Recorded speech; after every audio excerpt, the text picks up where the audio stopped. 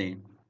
देखिए, सबसे पहले मैं आपसे एक इम्पॉर्टेंट चीज़ डिस्कस कर लेता हूँ। 2 टर्म आपको देखिए इस लेक्चर में बार-बार सुनने को मिलेगी, तो आप कन्फ्यूज़ ना हो, इसलिए मैं आपको पहले वो क्लियर कर देता हूँ। एस्चुरी और डेल्टा क्या होता है? एस्चुरी को देखिए हिंदी में बोला जाता है ज्वार नदमुख, ठीक है? तो क्या होता है ये हम पहले डिस्कस कर लेते हैं। सागर तट पर स्थित आधा बंद खारे पानी का वह क्षेत्र होता है एस्चुरी, जहाँ पर नदियों का ताज़ा पानी जो है, वो समुद्र के खारे पानी के साथ मिलता है, ठीक है? तो आपको क्लियर हुआ एस्चुरी क्या होता है? आधा बंद खारे पानी का वह क्षेत्र जहां पर नदियों का ताजा पानी जो है वो समुद्र के खारे पानी के साथ में मिलता है। क्लियर? कौन कौन सी नदियां जो है वो एस्चुरी बनाती है? नर्मदा नदी, ताप्ती नदी, मांडवी नदी, ये जो नदियां हैं ये एस्चुरी मतलब ज्वार नद मुख का निर्माण करती हैं। आगे लेक्चर में मैं आपको क्लियर करूंगा इस चीज को, बस इतना ध्यान रखिए कि एस्चुरी होता क्या है। आगे बात करते हैं, देखिए डेल्टा जो है ये क्या होता है। तो देखिए, नदी जहां पर सागर से मिलती है उस जगह पर नदी द्वारा बहाकर लाई गई मिट्टी के कारण जो मुख्य नदी होती है वो कई सारी धाराओं में बढ़ जाती है। तो उस सागर किनारे त्रिभुजाकार क्षेत्र को ही क्या बोला जाता है? डेल्टा बोला जाता है। डेल्टा जो होते हैं वो प्राय उपजाऊ मिट्टी का निर्माण करते हैं। ठीक है फ्रेंड्स, तो आपको क्लियर हुआ डेल्टा क्या होता है और एस्चुरी क्या होता है। ध्यान रखिएगा, गंगा, ब्रह्मपुत्र, महानदी, गोदावरी, कृष्णा, कावेरी, ये सब जो नदियां हैं ये डेल्टा का निर्माण करती हैं। आगे हम ये लेक्चर में डिस्कस करने वाले हैं। तो बस एस्चुरी क्या होता है और डेल्टा क्या होता है, आई होप आपको समझ में आ गया होगा। चलिए हम स्टार्ट करते हैं कि भारत का जो अपवाह तंत्र है, ड्रेनेज सिस्टम है, वो क्या है। तो सबसे पहले ये वर्ड को हम क्लियर कर लेते हैं कि ड्रेनेज सिस्टम, अपवाह तंत्र होता क्या है। अपवाह तंत्र जो शब्द है ये एक नदी तंत्र की व्याख्या करता है, जिसमें अलग अलग दिशाओं से छोटी छोटी धाराएं आकर एक मुख्य धारा का निर्माण करती हैं, मतलब मुख्य नदी का निर्माण करती हैं। ओके, यहाँ पर जो अलग अलग दिशाओं से छोटी छोटी धाराएं आती है वो मुख्य नदी की क्या होती हैं? सहायक नदियां होती हैं। समझ में आया आपको? अपवाह तंत्र शब्द जो है एक नदी तंत्र की व्याख्या करता है। तो भारत के अपवाह तंत्र ड्रेनेज सिस्टम की हम बात करेंगे तो इसे हम दो भागों में पढ़ेंगे। कौन कौन से? देखिए, स्ट्रक्चर समझ लीजिए पहले कि किस तरीके से हम इस टॉपिक को स्टडी करने वाले हैं।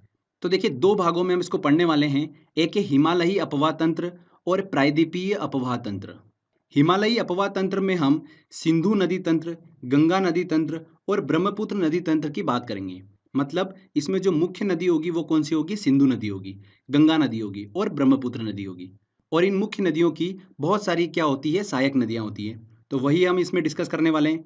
सेकंड देखिए, प्रायद्वीपीय अपवाह तंत्र में हम मध्य और दक्षिण भारत की नदियों को डिस्कस करेंगे, जैसे कि नर्मदा नदी, ताप्ती नदी, महानदी, गोदावरी, कृष्णा, कावेरी, इन सब नदियों को हम डिस्कस करेंगे प्रायद्वीपीय अपवाह तंत्र में।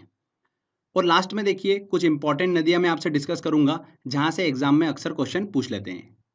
तो सबसे पहले देखिए हम हिमालयी अपवाह तंत्र की बात करेंगे, जिसमें हम पढ़ेंगे सिंधु नदी तंत्र को। तो देखिए फ्रेंड्स, सिंधु नदी जो है वो बेसिकली तीन देशों में होकर बहती है, चीन, भारत और पाकिस्तान। चीन के देखिए तिब्बत स्थित मानसरोवर झील के निकट इसका उद्गम होता है और उत्तर पश्चिम दिशा में बहते हुए भारत के लद्दाख के दमचोक के पास से इंटर करती हैं। ओके, आगे बहती हुई ये नदी गिलगित से होते हुए दर्दिस्तान के पास में पाकिस्तान में इंटर कर जाती है और कराची के पूर्व से होते हुए अरब सागर में जाकर मिल जाती हैं। इस नदी की कुल लंबाई जो है वो कितनी है? 2880 किलोमीटर है। तो सिंधु नदी का देखिए उद्गम कहाँ से होता है? भारत के बाहर से होता है। चीन के तिब्बत स्थित मानसरोवर झील के निकट से सिंधु नदी का उद्गम होता है।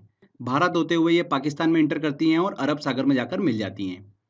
ध्यान रखिएगा, भारत का जो लेह शहर है वो सिंधु नदी के दाएं तट पर स्थित है। ये एग्जाम में क्वेश्चन पूछ लिया था, इस चीज को आप ध्यान रखिएगा, कहाँ पर स्थित है? दाएं तट पर स्थित है। सिंधु नदी के देखिए अरब सागर में मिलने से पहले इसमें 5 प्रमुख इसकी सहायक नदियां जो है वो आकर मिलती है। कौन कौन सी? चेनाब, झेलम, रावी, व्यास और सतलज नदी। ये पांचों नदियां जो है वो सिंधु नदी में आकर मिलती हैं। उसके बाद में सिंधु नदी जो है वो अरब सागर में जाकर मिल जाती हैं।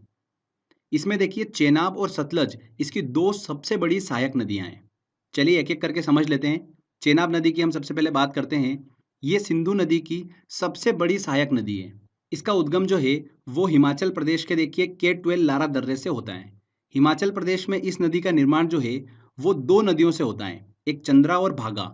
इसलिए इसे हिमाचल प्रदेश में चंद्रभागा नदी के नाम से भी जाना जाता है। चेनाब नदी को चंद्रभागा नदी के नाम से भी जाना जाता है हिमाचल प्रदेश में।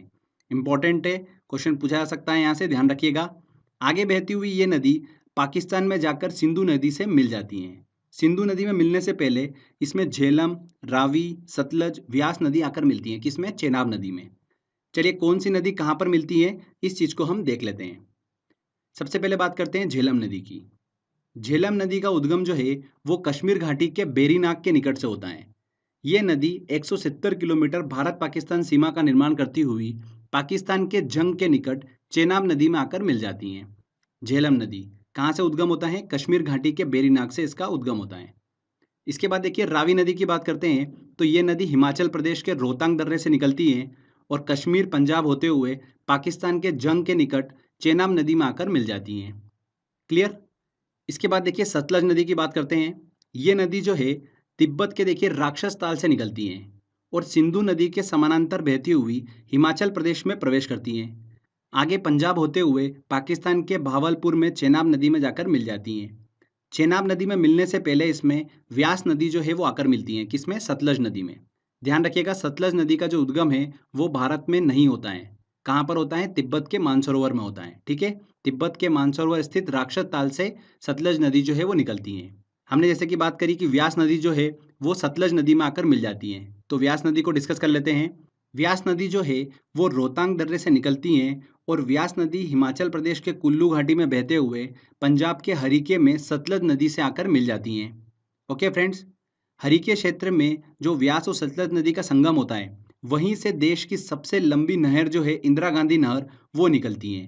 देश की सबसे लंबी नहर जो है इंदिरा गांधी नहर कहाँ से निकलती है? हरीके में निकलती है, जहाँ पर व्यास और सतलज नदी का संगम होता है। ओके, ये नहर जो है पंजाब राजस्थान से होकर गुजरात में एंटर करती है। राजस्थान में इसकी सबसे अधिक लंबाई है 470 किलोमीटर।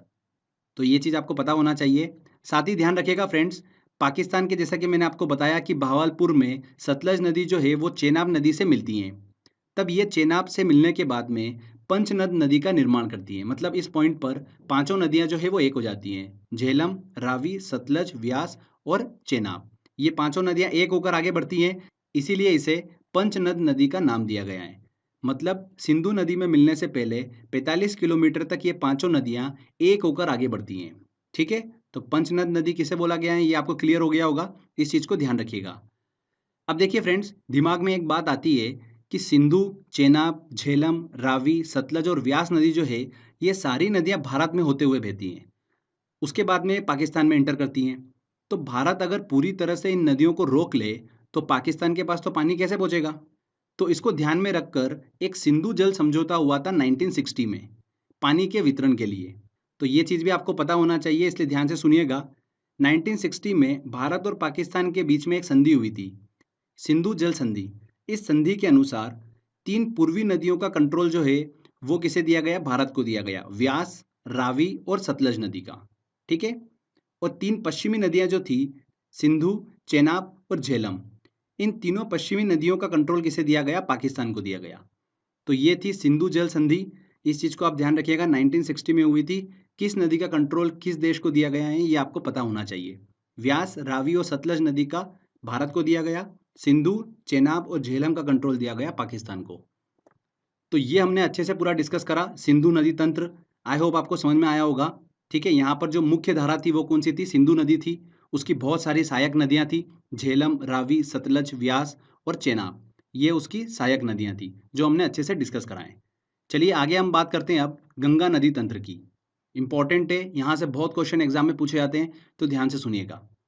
गंगा नदी जो है वो भारत की सबसे लंबी नदी है। इसकी कुल लंबाई जो है वो कितनी है? 2525 किलोमीटर है। भारत में इसकी लंबाई कितनी है? 2071 किलोमीटर जो है भारत में इसकी लंबाई है। बाकी जो है वो बांग्लादेश में है। आगे देखिएगा इंपॉर्टेंट चीज, सतोपत हिमानी से निकली अलकनंदा नदी और गोमुख से निकली भागीरथी नदी जब देवप्रयाग में आकर मिलती हैं तब इसका संयुक्त रूप जो है वो क्या कहलाता है? गंगा नदी कहलाता है। क्लियर हुआ? बहुत बार एग्जाम में क्वेश्चन पूछा गया है कि देखिए अलकनंदा नदी कहाँ से निकलती है, भागीरथी नदी कहाँ से निकलती है, तो ये चीज आपको पता होना चाहिए। गंगोत्री से 19 किलोमीटर दूर गोमुख से निकलती है भागीरथी नदी। वेरी वेरी इंपॉर्टेंट क्वेश्चन है। ठीक है, बहुत बार एग्जाम में क्वेश्चन ये पूछा गया है। और अलकनंदा नदी और भागीरथी नदी किस स्थान पर आकर मिलती हैं? किस स्थान पर? देवप्रयाग में आकर मिलती हैं। ये चीज आपको पता होना चाहिए। ओके, अलकनंदा नदी की देखिए 2 प्रमुख सहायक नदियां हैं, वो ध्यान रखिएगा, एक पिंडार नदी और एक मंदाकिनी नदी। पिंडार नदी जो है ये अलकनंदा को कर्णप्रयाग में आकर मिलती हैं। कहाँ पर मिलती है? कर्णप्रयाग में।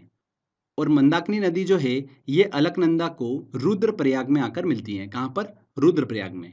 तो कर्णप्रयाग में देखिए अलकनंदा को पिंडार नदी मिलती है, रुद्रप्रयाग में अलकनंदा को मंदाकिनी नदी मिलती है और देवप्रयाग में अलकनंदा को भागीरथी नदी मिलती है। ठीक है, ये चीज़ ध्यान रखिएगा, इंपॉर्टेंट है। साथ ही धौली गंगा जो है वो अलकनंदा को विष्णु प्रयाग में आकर मिलती है। और फ्रेंड्स, प्रसिद्ध केदारनाथ मंदिर जो है वो किस नदी के तट पर स्थित है? मंदाकिनी नदी के तट पर ही स्थित है। बद्रीनाथ का जो प्रसिद्ध मंदिर है वो अलकनंदा नदी के तट पर स्थित है।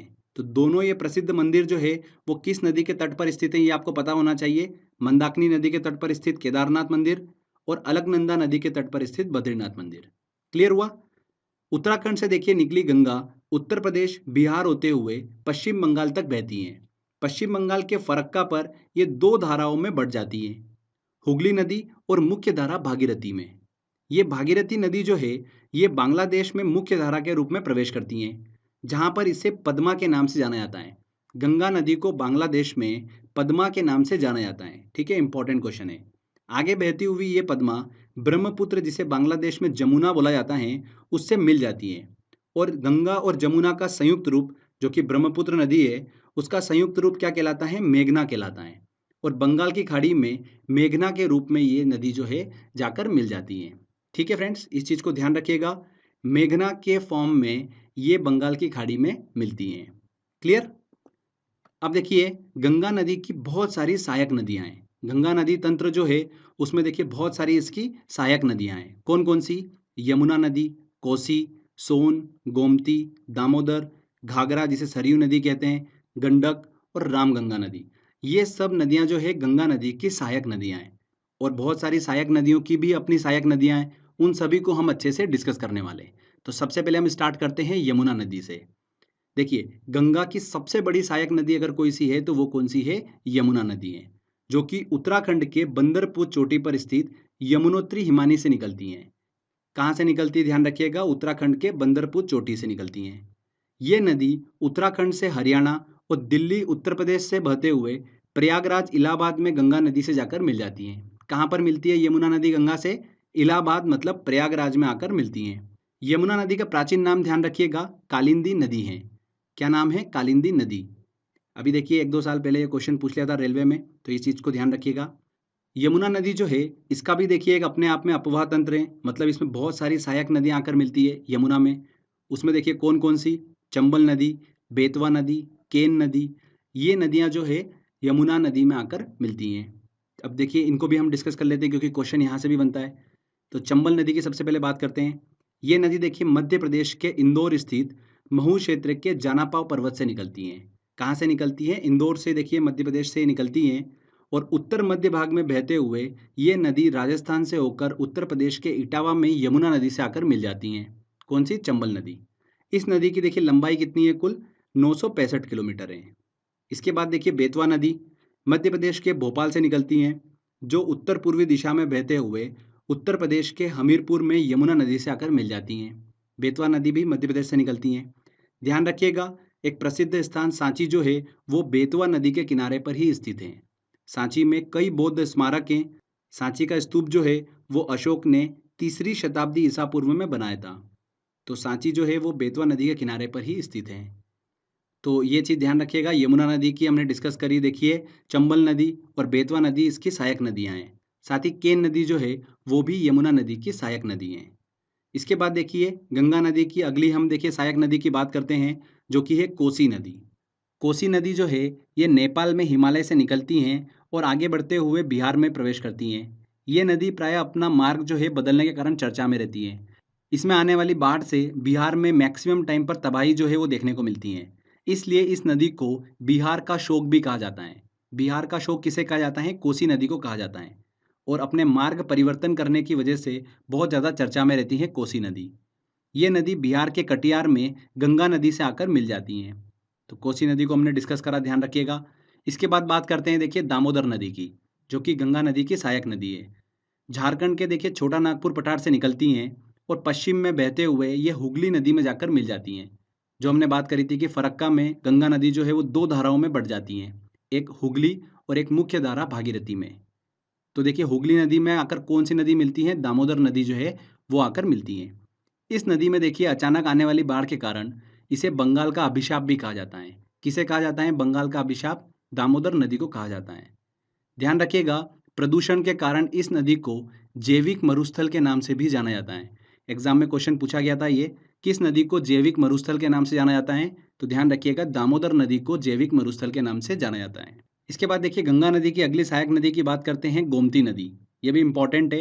इस नदी का उद्गम जो है उत्तर प्रदेश के पीलीभीत स्थित गोमत ताल से होता है, जिसे फुलर झील भी कहा जाता है। ये गंगा नदी की एकमात्र ऐसी सहायक नदी है जिसका उद्गम मैदान से होता है। ओके, ये चीज को ध्यान रखिएगा। पौराणिक मान्यताओं के अनुसार भगवान राम ने जब रावण का वध किया था, तब ब्रह्म हत्या के पाप से मुक्त होने के लिए उन्होंने गोमती नदी में ही स्नान किया था। तो आप सभी को देखिए पता ही होगा ये।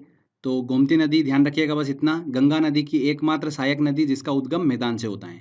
इसके बाद देखिए सोन नदी की बात करते हैं। गंगा नदी की सहायक नदी मध्य प्रदेश के अमरकंटक नामक स्थान से निकलती हैं। उत्तर की ओर बहते हुए पटना के निकट गंगा में जाकर मिल जाती हैं। एक इंपॉर्टेंट चीज मैं आपको बता रहा हूँ, सोन नदी जैसे कि मैंने आपको बताया उत्तर की ओर बहती है, ठीक है, और ऊपर से जो यमुना नदी आ रही है, यमुना नदी और सोन नदी, इन दोनों के देखिए जल विभाजन का काम जो है वो कौन करता है? इन दोनों के बीच में स्थित कैमूर की पहाड़ियाँ। ध्यान रखिएगा, कैमूर की पहाड़ियाँ इन दोनों नदी के बीच में स्थित हैं, जो कि सोन नदी और यमुना नदी के बीच जल विभाजन का काम करती हैं। ये इंपॉर्टेंट चीज है, एग्जाम में इस चीज को पूछा गया था, तो इस चीज को आप ध्यान रखिएगा। सोन नदी और यमुना नदी के बीच जल विभाजन का काम कौन सी पहाड़ियाँ करती हैं? कैमूर की पहाड़ियाँ करती हैं। ओके, इसके अलावा देखिए गंगा नदी की सहायक नदियों में घाघरा नदी आती है, जिसे सरयू नदी के नाम जाना जाता है, और गंडक नदी, जो कि गंगा नदी के बाएं तट पर आकर मिलती हैं। क्लियर? अब देखिए गंगा नदी से रिलेटेड कुछ हम इंपॉर्टेंट पॉइंट डिस्कस कर लेते हैं। एग्जाम में ये क्वेश्चन पूछा जाता है कि कौन सी नदी गंगा नदी के दाएं तट पर आकर मिलती हैं और कौन सी नदी बाएं तट पर आकर मिलती हैं। तो इस चीज़ को लेकर कंफ्यूजन होता है, तो इसको हम क्लियर कर लेते हैं। देखिए गंगा नदी के दाएं तट पर तीन नदियां आपको दिमाग में रखनी है। एक है यमुना नदी, सोन नदी और टॉन्स नदी। ठीक है, ये नदियां जो है गंगा नदी के दाएं तट पर आकर मिलती हैं। ओके, बाएं तट की बात करते हैं तो गोमती, गंडक, घाघरा और कोसी नदी, ये नदियां जो है गंगा नदी के बाएं तट पर आकर मिलती हैं। तो बहुत ही सिंपल है, यमुना नदी, सोन नदी और टॉन्स नदी दाएं तट पर, बाएं तट पर गोमती, गंडक, घाघरा और कोसी। इससे रिलेटेड भी क्वेश्चन एग्जाम में पूछा जाता है, तो ये चीज़ इसलिए हमने क्लियर कर ली है। साथ ही फ्रेंड ध्यान रखिएगा, गंगा नदी को 2008 में राष्ट्रीय नदी का दर्जा दिया गया था, और गंगा नदी के किनारे बसा सबसे बड़ा शहर जो है वो कौन सा है? कानपुर है। 2011 की जनगणना के अनुसार हम इसको देख रहे हैं। गंगा नदी के किनारे बसा सबसे बड़ा शहर जो है वो कौन सा है? कानपुर है। गंगा नदी के प्रवाह का क्रम अगर हम देखें तो उत्तराखंड से निकलती हैं, उत्तर प्रदेश होते हुए बिहार में इंटर करती हैं, और फिर पश्चिम बंगाल में इंटर करती हैं, और वहाँ से ये बांग्लादेश में चली जाती हैं। ठीक है फ्रेंड्स, तो ये गंगा नदी तंत्र को हमने अच्छे से पूरा डिस्कस करा है। तो क्वेश्चन जो है इससे बाहर कुछ नहीं जाने वाला है, हमने अच्छे से यहाँ पर क्लियर कर लिया है इसको। आगे बात करते हैं फ्रेंड्स हम ब्रह्मपुत्र नदी तंत्र को। ये भी बहुत ही इंपॉर्टेंट है, यहाँ से देखिए आईएएस एग्जाम में बहुत ज़्यादा क्वेश्चन पूछे जाते हैं, तो इसको भी हम क्लियर कर लेते हैं। ब्रह्मपुत्र नदी जो है ये नदी तिब्बत, भारत और बांग्लादेश से होकर बहती हैं। ये नदी तिब्बत के मानसरोवर झील के निकट से निकलती हैं। ध्यान रखिएगा, ब्रह्मपुत्र, सतलज और सिंधु नदियाँ, ये नदियाँ जो है तिब्बत के मानसरोवर के आसपास से ही निकलती हैं।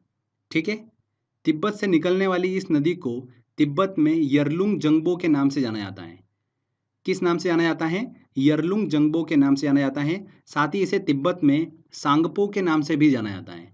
दोनों नाम ध्यान रखिएगा, यरलुंग जंगबो और सांगपो के नाम से जाना जाता है ब्रह्मपुत्र नदी को तिब्बत में। जब यह नदी भारत के असम घाटी में प्रवेश करती है तब इसे यहाँ पर ब्रह्मपुत्र के नाम से जाना जाता है। साथ ही ब्रह्मपुत्र नदी को अरुणाचल प्रदेश में दिहांग के नाम से जाना जाता है। जब यह नदी असम घाटी में बहते हुए बांग्लादेश में प्रवेश करती हैं तब इसे वहाँ पर जमुना के नाम से जाना जाता है। देखिए तिब्बत में इसे यरलुंग जंगबो और सांगपो के नाम से जाना जाता है। भारत में इसे देखिए अरुणाचल प्रदेश में दिहांग के नाम से जाना जाता है, और जब ये बांग्लादेश में इंटर करती हैं तब इसे जमुना के नाम से जाना जाता है। ठीक है, बांग्लादेश में इसे जमुना के नाम से जाना जाता है।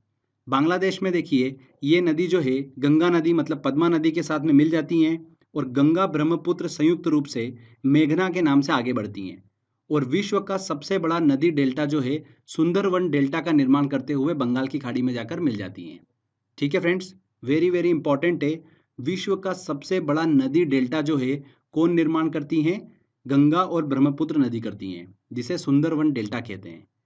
और लास्ट में ये मेघना नदी जो है बंगाल की खाड़ी में जाकर मिल जाती हैं। क्लियर हुआ आपको? ब्रह्मपुत्र नदी की देखिए सहायक नदियों की बात करते हैं तो जितना मैं आपको बता रहा हूँ सारी इंपॉर्टेंट है, एक भी मत छोड़िएगा। हर एक सहायक नदी से रिलेटेड एग्जाम में क्वेश्चन पूछा जा चुका है। तीस्ता नदी ब्रह्मपुत्र की देखिए सहायक नदी है। कहाँ से निकलती है? सिक्किम से निकलती है। सुवनसिरी नदी, कमेंग नदी, मानस नदी, दिबांग नदी, लोहित, बराक और कपिली नदी, ये जितनी भी नदियां हैं ये ब्रह्मपुत्र की सहायक नदियां हैं। सारे नाम आपके दिमाग में सेट हो जाना चाहिए। तीस्ता, सुवनसिरी, कमेंग, मानस, दिबांग, लोहित, बराक और कपिली, ये सारी नदियां जो है ब्रह्मपुत्र की सहायक नदियां हैं। इसमें तीस्ता, सुवनसिरी, कमेंग, मानस और दिबांग नदी जो है वो दाएं तट से आकर मिलती है और लोहित, बराक और दिबांग नदी जो है वो बाएं तट से आकर ब्रह्मपुत्र से मिलती हैं। ओके, कुछ इंपॉर्टेंट पॉइंट डिस्कस कर लेते हैं। तीस्ता नदी का उद्गम कहाँ से होता है? सिक्किम से होता है। पश्चिम बंगाल से होते हुए बांग्लादेश में प्रवेश करती हैं और वहाँ ब्रह्मपुत्र से जाकर मिल जाती हैं। लोहित नदी जो है इसे खून की नदी के नाम से भी जाना जाता है। किस नदी को खून की नदी के नाम से जाना जाता है? लोहित नदी को। बराक नदी जो है ये मणिपुर की पहाड़ियों से निकलती हैं। मणिपुर से होते हुए मिजोरम में एंटर करती हैं। असम होते हुए ये बांग्लादेश में प्रवेश करती हैं और मेघना नदी में जाकर मिल जाती हैं। बराक नदी जो है अरुणाचल प्रदेश में एंटर नहीं करती हैं। ये चीज़ आप जरूर ध्यान रखिएगा। ब्रह्मपुत्र नदी जो है गंगा नदी के साथ मिलकर विश्व के सबसे बड़े नदी डेल्टा सुंदरवन डेल्टा का निर्माण करती हैं, जैसा कि हम डिस्कस कर चुके हैं। ब्रह्मपुत्र नदी में ही विश्व का सबसे बड़ा नदी द्वीप, वर्ल्ड लार्जेस्ट रिवर आइलैंड जो है माजुली, वो स्थित है। कहाँ पर? असम में। माजुली जो है वो विश्व का सबसे बड़ा नदी द्वीप है, ब्रह्मपुत्र नदी में स्थित है। ठीक है, असम में। ये चीज़ आप ध्यान रखिएगा। तो ये ब्रह्मपुत्र नदी तंत्र को हमने अच्छे से डिस्कस करा है। इसमें ब्रह्मपुत्र की सहायक नदियाँ जो मैंने आपको बताई है वो आप बिल्कुल ध्यान रखिएगा। वहाँ से एग्जाम में देखिए बहुत क्वेश्चन पूछे जाते हैं। तो फ्रेंड्स ये देखिए हमने अच्छे से हिमालयी नदी तंत्र को डिस्कस करा, जिसमें हमने सिंधु नदी तंत्र, गंगा नदी तंत्र और ब्रह्मपुत्र नदी तंत्र को अच्छे से डिस्कस करा है। क्लियर? इसके बाद देखिए आगे हम बात करते हैं प्रायद्वीपीय नदी तंत्र की, मतलब दक्षिण भारत की नदियों की। तो हिमालयी नदी तंत्र की तुलना में प्रायद्वीपीय नदी तंत्र जो है वो बहुत अधिक पुराना है। तो ऐसा मत समझिएगा कि हिमालयी नदी तंत्र बहुत अधिक पुराना है। प्रायद्वीपीय नदी तंत्र जो है वो सबसे ज़्यादा पुराना है। ठीक है, दक्षिण भारत की नदियाँ जो है वो प्राय वृक्ष नुमा अपवाह तंत्र का निर्माण करती हैं। किस तरीके का अपवाह तंत्र का निर्माण करती हैं? वृक्ष नुमा अपवाह तंत्र का निर्माण करती हैं दक्षिण भारत की नदियाँ। प्रायद्वीपीय नदियों के अपवाह तंत्र में हम देखिए कौन कौन सी नदियों को डिस्कस करेंगे। नर्मदा नदी, ताप्ती नदी, माही नदी, गोदावरी, कृष्णा, कावेरी और महानदी को अच्छे से हम डिस्कस करने वाले हैं। इसमें देखिए नर्मदा, ताप्ती और माही नदी जो है वो अरब सागर में गिरती है, पश्चिम की ओर बहते हुए अरब सागर में गिरती हैं। जबकि गोदावरी, कृष्णा, कावेरी और महानदी जो है ये बंगाल की खाड़ी में गिरती हैं। चलिए सबसे पहले हम अरब सागर में गिरने वाली नदियों की बात करते हैं, जिसमें सबसे पहले आती है नर्मदा नदी। वेरी वेरी इंपॉर्टेंट है। मध्य प्रदेश के अमरकंटक से इसकी उत्पत्ति होती है। पश्चिम की ओर बहते हुए 1312 किलोमीटर की दूरी तय करने के बाद में ये खंबात की खाड़ी में जाकर मिल जाती हैं। खंबात की खाड़ी मतलब अरब सागर में जाकर ये मिल जाती हैं। देखिए नर्मदा नदी के उत्तर में पड़ता है विंध्याचल पर्वत और दक्षिण में पड़ता है सतपुड़ा पर्वत, और इन दोनों पर्वतों के बीच में भ्रंश घाटी मतलब रिफ्ट वैली से होते हुए बहती है नर्मदा नदी। इस चीज को ध्यान रखिएगा, रिफ्ट वैली से होते हुए बहती है नर्मदा नदी। ओके, भ्रंश घाटी से होते हुए बहती है नर्मदा नदी। यह नदी मध्य प्रदेश की सबसे बड़ी नदी है। सबसे लंबी नदी कौन सी है? मध्य प्रदेश की नर्मदा नदी है। इसे मध्य प्रदेश की जीवन रेखा कहा जाता है। नर्मदा नदी की सहायक नदियों की बात करें तो उसमें आती है ओरसंग, तवा नदी जो कि बहुत ज़्यादा फेमस है, शेर नदी, ये सभी नर्मदा नदी की सहायक नदियाँ हैं। ध्यान रखिएगा अमरकंटक से दो नदियाँ निकलती हैं, एक नर्मदा नदी और एक सोन नदी। सोन नदी हमने पहले डिस्कस करा था जो कि गंगा नदी में जाकर मिल जाती हैं पटना के पास में। नर्मदा नदी निकलती हैं जो कि भ्रंश घाटी से बहते हुए खंबात की खाड़ी में जाकर मिल जाती हैं। ओके, इसके बाद देखिए हम बात करते हैं अब ताप्ती नदी की, जो कि मध्य प्रदेश के बैतूल जिले के निकट सतपुड़ा पहाड़ियों से निकलती हैं, और ये नदी मध्य प्रदेश, महाराष्ट्र, गुजरात से प्रवाहित होते हुए अरब सागर में जाकर मिल जाती हैं। फ्रेंड्स ध्यान रखिएगा ताप्ती नदी और नर्मदा नदी, दोनों नदियां जो है वो भ्रंश घाटी से होते हुए बहती हैं। ठीक है, वेरी वेरी इंपॉर्टेंट पॉइंट है। ताप्ती नदी और नर्मदा नदी जो है ये भ्रंश घाटी से मतलब रिफ्ट वैली से होते हुए बहती हैं। इसके बाद देखिए माही नदी की बात करते हैं। इस नदी का उद्गम मध्य प्रदेश के धार जिले के समीप विंध्याचल पर्वत श्रेणी से होता है। मध्य प्रदेश से देखिए ये पश्चिम की ओर राजस्थान गुजरात में बहते हुए ये नदी खंबात की खाड़ी में जाकर गिर जाती है। माही नदी जो है वो भारत की एकमात्र ऐसी नदी है जो कर्क रेखा को 2 बार काटती है। कौन सी नदी? माही नदी। ठीक है फ्रेंड्स, तो ये हमने अच्छे से डिस्कस करा। नर्मदा नदी, ताप्ती नदी और माही नदी जो है वो पश्चिम की ओर बहते हुए खंबात की खाड़ी मतलब अरब सागर में जाकर मिल जाती हैं।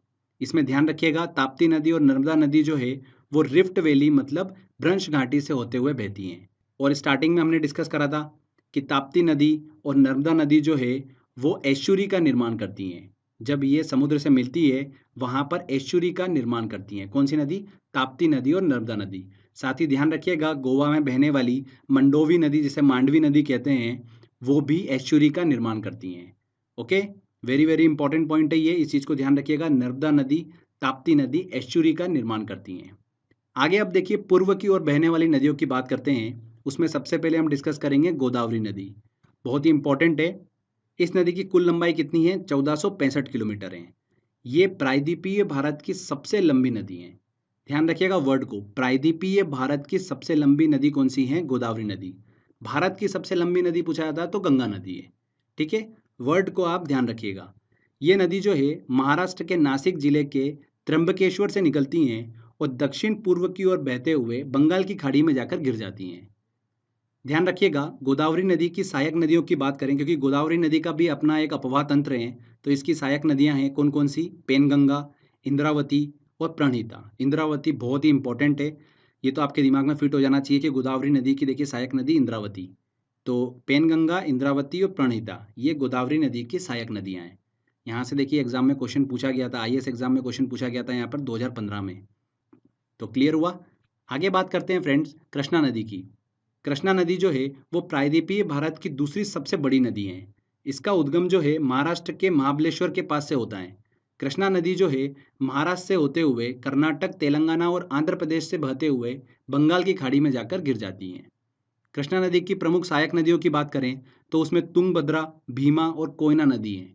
कृष्णा नदी की 3 सहायक नदियां तुंगभद्रा, कोयना और भीमा नदी है। ध्यान रखिएगा, कृष्णा नदी जल विवाद जो है वो कृष्णा नदी के जल बंटवारे से संबंधित है, जो कि आंध्र प्रदेश, कर्नाटक और महाराष्ट्र के बीच 1957 से चल रहा है। ठीक है, कृष्णा नदी जल विवाद जो है वो आंध्र प्रदेश, कर्नाटक और महाराष्ट्र से संबंधित है। इसके बाद देखिए अगली नदी की बात करते हैं हम, वो है महानदी। महानदी की देखिए लंबाई कितनी है? 851 किलोमीटर है। महानदी छत्तीसगढ़, उड़ीसा की प्रमुख नदी है। इसका उद्गम छत्तीसगढ़ के रायपुर के निकट सिहावा पहाड़ी से होता है और ये नदी पूर्व की ओर बहते हुए उड़ीसा में प्रवेश करती हैं और डेल्टा का निर्माण करते हुए बंगाल की खाड़ी में जाकर गिर जाती हैं। ध्यान रखिएगा, महानदी की सबसे इंपॉर्टेंट सहायक नदी जो है वो कौन सी है? तेल नदी है। ये एग्जाम में क्वेश्चन पूछा जाता है यहाँ से कि तेल नदी किस नदी की सहायक नदी है? तो महानदी की सहायक नदी है तेल नदी। साथ ही जोंक नदी जो है वो भी महानदी की सहायक नदी है। इसके बाद बात करते हैं कावेरी नदी की। इस नदी की लंबाई जो है वो कितनी है? 800 किलोमीटर है। कर्नाटक के कुर्ग के निकट ब्रह्मगिरी पहाड़ियों से निकलती हैं और कर्नाटक, तमिलनाडु से बहते हुए तिरुचिरापल्ली के निकट बंगाल की खाड़ी में जाकर गिर जाती हैं। ध्यान रखिएगा, इसे दक्षिण भारत की गंगा के नाम से भी जाना जाता है। किसे? कावेरी नदी को। दक्षिण भारत की गंगा के नाम से किसे जाना जाता है? कावेरी नदी को जाना जाता है। ये देखिए हमने यहाँ पर प्रायद्वीपीय भारत की नदियों को अच्छे से डिस्कस करा। इसमें ध्यान रखिएगा फ्रेंड्स, गंगा नदी, कृष्णा नदी, कावेरी नदी, महानदी जो है ये डेल्टा का निर्माण करती है। ठीक है, एस्चुरी का निर्माण नहीं करती हैं। कृष्णा नदी, महानदी, कावेरी नदी, गोदावरी नदी ये डेल्टा का निर्माण करती हैं। ठीक है, जिसमें कृष्णा नदी, गोदावरी नदी जो है वो भारत का दूसरा सबसे बड़ा डेल्टा जो है वो बनाती हैं। पहला कौन बनाती है? गंगा ब्रह्मपुत्र नदी भारत का सबसे बड़ा डेल्टा बनाती हैं। दूसरा कृष्णा और गोदावरी नदी बनाती हैं। इंपॉर्टेंट है ये चीज़ भी। इसके बाद देखिए कुछ और इंपॉर्टेंट नदियों को भी हम डिस्कस कर लेते हैं जहाँ से एग्जाम में क्वेश्चन बन जाता है। स्वर्ण रेखा नदी झारखंड में बहने वाली एक पहाड़ी नदी है। ये नदी रांची के निकट छोटा नागपुर के पठार से निकलती है। झारखंड से निकलकर पश्चिम बंगाल, उड़ीसा से होते हुए बंगाल की खाड़ी में जाकर गिर जाती हैं। प्रसिद्ध शहर जमशेदपुर जो है, टाटानगर, वो इसी नदी के तट पर स्थित हैं। किस नदी के? स्वर्ण रेखा नदी के तट पर ही स्थित हैं। इसके बाद देखिए लूनी नदी की बात करते हैं, इम्पॉर्टेंट है। इसका उद्गम अजमेर के निकट अरावली पहाड़ियों के नाग पहाड़ से होता है। राजस्थान से बहते हुए गुजरात में इंटर करती हैं और गुजरात के कच्छ के रण में ये नदी जो है विलुप्त हो जाती है। ये भी एग्जाम में क्वेश्चन पूछा जाता है कि कच्छ के रण में कौन सी नदी विलुप्त हो जाती है, तो लूनी नदी विलुप्त हो जाती है। लूनी नदी को ही सॉल्ट रिवर के नाम से भी जाना जाता है। सॉल्ट रिवर किसे कहा जाता है? लूनी नदी को कहा जाता है। इसके बाद काली नदी को डिस्कस करते हैं। इस नदी को शारदा और काली गंगा के नाम से भी जाना जाता है। ये नदी हिमालय स्थित काला पानी नामक स्थान से निकलती हैं, उत्तराखंड में बहते हुए उत्तर प्रदेश में प्रवेश करती हैं और बहते हुए घाघरा नदी, जिसे सरयू नदी कहते हैं, उसके साथ में जाकर जॉइंट हो जाती हैं, काली नदी। साथ ही ध्यान रखिएगा, वेरी वेरी इंपॉर्टेंट, ये नदी जो है भारत के पूर्व की ओर भारत नेपाल की अंतर्राष्ट्रीय सीमा बनाती है। कौन सी नदी? काली नदी। भारत और नेपाल के बीच में अंतर्राष्ट्रीय सीमा कौन सी नदी बनाती है? काली नदी बनाती है। इसके बाद देखिए पेन्नार नदी को हम डिस्कस कर लेते हैं। पेन्नार नदी जो है वो किसी की सहायक नदी नहीं है, तो इसको लेकर कंफ्यूज मत होइएगा कि कृष्णा नदी या कावेरी नदी की सहायक नदी है, ऐसा नहीं है। पेन्नार नदी जो है भारत की एक प्रमुख नदी है और ये कर्नाटक के नंददुर्ग पहाड़ी से निकलती है। पूरब की ओर 970 किलोमीटर बहकर बंगाल की खाड़ी में जाकर गिर जाती हैं। ठीक है, तो कर्नाटक की प्रमुख नदी है पेन्नार नदी। तो फ्रेंड्स यहाँ पर देखिए हमने हिमालयी नदी तंत्र, प्रायद्वीपीय नदी तंत्र को अच्छे से डिस्कस करा और अलग से कुछ इंपॉर्टेंट नदियों से रिलेटेड पॉइंट्स भी डिस्कस कर लिए। तो यहाँ पर देखिए हमारा ये थ्योरी सेक्शन कंप्लीट होता है। आई होप आपने ध्यान से सुना होगा। लेक्चर कंप्लीट करने के बाद में देखिए अब यहाँ पर सेकंड इंपॉर्टेंट चीज़ ये निकल कर आती है कि जो भी हमने स्टडी करी है इनसे रिलेटेड एग्जाम में किस तरीके से क्वेश्चन पूछे जाते हैं, वो क्वेश्चंस आप इतनी आसानी से सॉल्व कर पाएंगे। इसलिए इसका सेकंड लेक्चर देखना बहुत ही ज़रूरी है, जिससे कि आपका कॉन्फिडेंस जो है वो बढ़ेगा। आप अगर देखिए क्वेश्चन देख के सारे आंसर निकाल लोगे तो आपका कॉन्फिडेंस बढ़ेगा और आपको पता चलेगा कि किस तरीके से एग्जाम में क्वेश्चन पूछे जाते हैं। ठीक है, तो इसका सेकंड लेक्चर जो है जिसमें सारे इंपॉर्टेंट क्वेश्चंस को मैंने सॉल्व करा है, वो लेक्चर ज़रूर देखिएगा और अपना कॉन्फिडेंस जो है वो बढ़ाइएगा, क्योंकि यहाँ से 1 या 2 नंबर जो है वो ज़रूर एग्जाम में पूछे जाते हैं। तो फ्रेंड्स आज के वीडियो में बस इतना ही था।